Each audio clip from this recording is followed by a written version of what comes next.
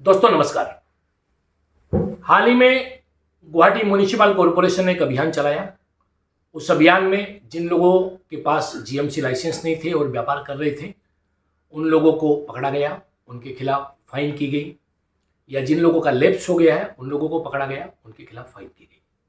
GMC अक्सर यह अभियान चलाते रहता है, तो आखिर आज हम इसकी क्यों बात कर रहे हैं, इसमें आखिरकार ऐसा क्या नया है जो इसकी बात करने की जरूरत पड़ी। जी हाँ, इसमें कोई नया नहीं है। अगर आप कोई व्यापार चलाते हैं तो आपको ट्रेड लाइसेंस लेना पड़ता है, आपको ट्रेड लाइसेंस का नवीनीकरण करना पड़ता है। अगर ये प्रक्रिया पूरी नहीं हुई है तो जीएमसी समय समय पर अभियान चलाता है और जो लोग डिफॉल्टर हैं उनके खिलाफ कार्रवाई करता है। किंतु इस बात पर चर्चा तब करनी पड़ती है जब डिफॉल्टर की जाति पर बात होती है, जब डिफॉल्टर कहाँ से आया है उस पर बात होती है, जब डिफॉल्टर को जो है जाति सूचक शब्दों से या अपमानजनक शब्दों से टारगेट किया जाता है, तब बात करनी पड़ती है। एक असमिया अखबार में खबर छपी और उस खबर में जीएमसी के इस अभियान के बारे में कहा गया।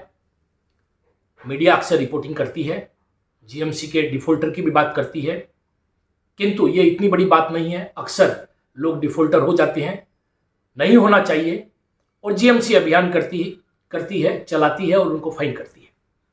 किंतु इस असमिया अखबार में 3 लोगों का उल्लेख किया गया, सेलेक्टेड वे में, टारगेटेड वे में, और 3 लोगों की नाम और उपाधि लिखी गई।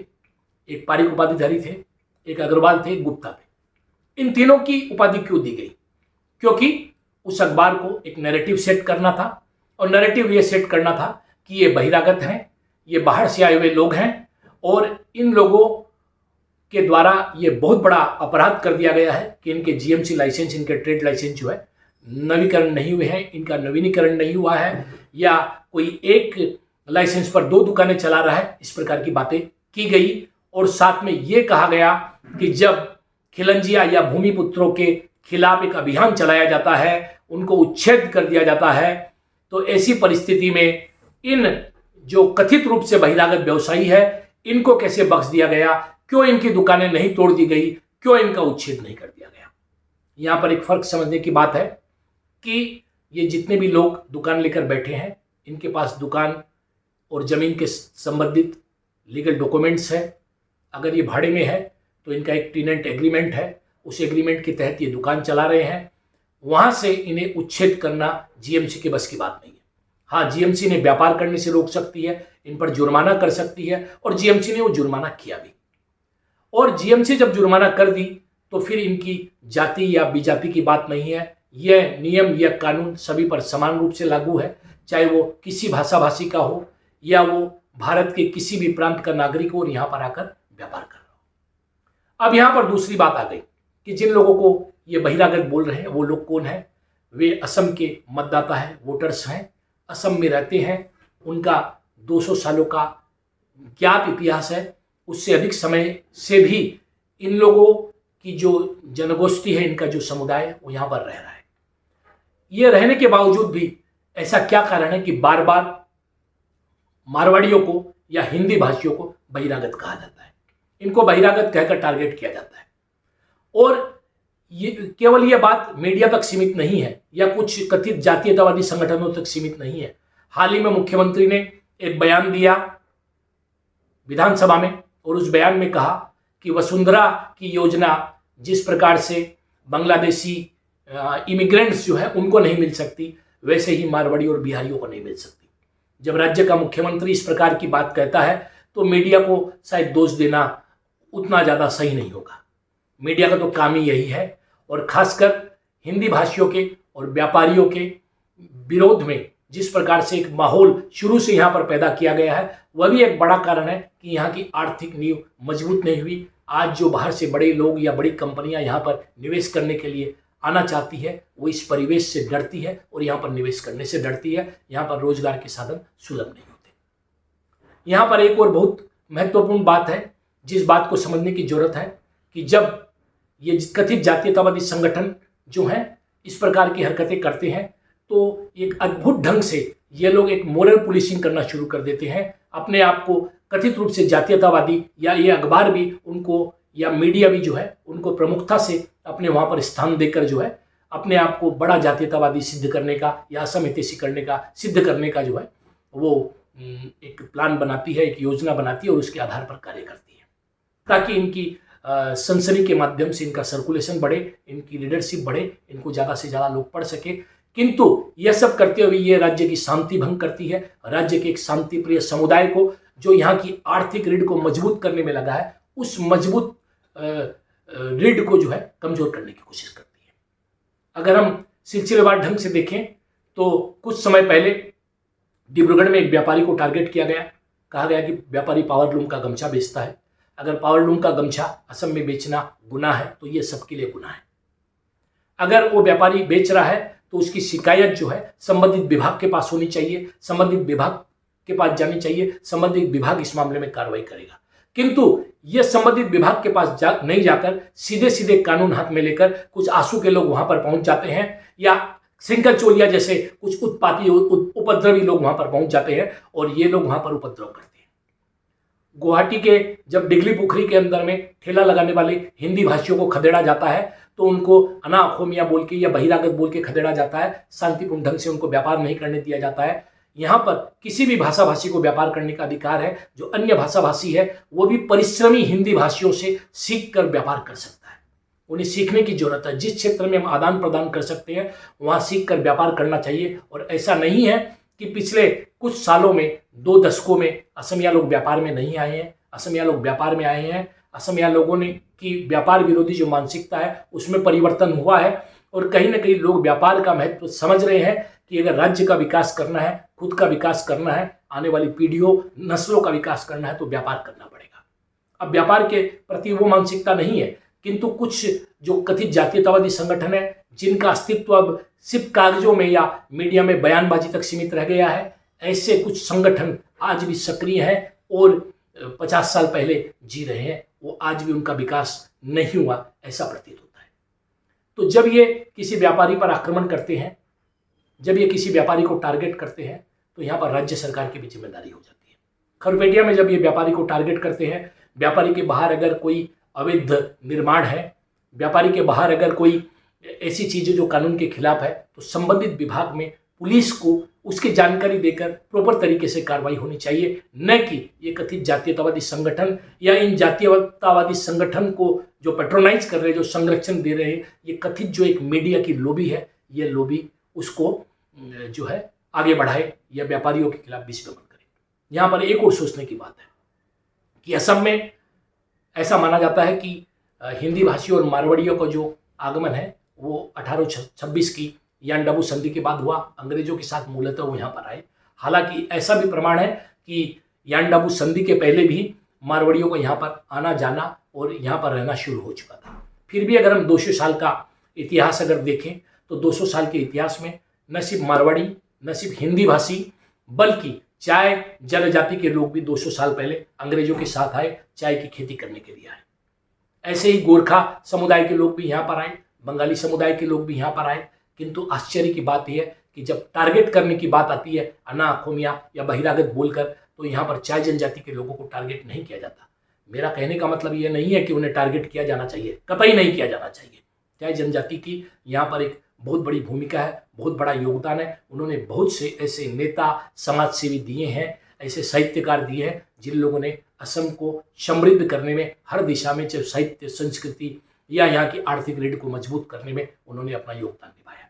ऐसे ही मारवाड़ियों का जब यहाँ पर आगमन हुआ, भले ही आज असमिया समुदाय या स्थानीय समुदाय ये बोल रहे हो कि ज्योति प्रसाद अग्रवाला मारवाड़ी नहीं है, रूप कुंवर के नाम को वो सिर्फ असमिया बताना चाहते हैं, किंतु इसमें कोई दो राय नहीं है कि मारवाड़ियों के आगमन के बाद ही उनके परिवार का यहाँ पर केड़ से आगमन हुआ।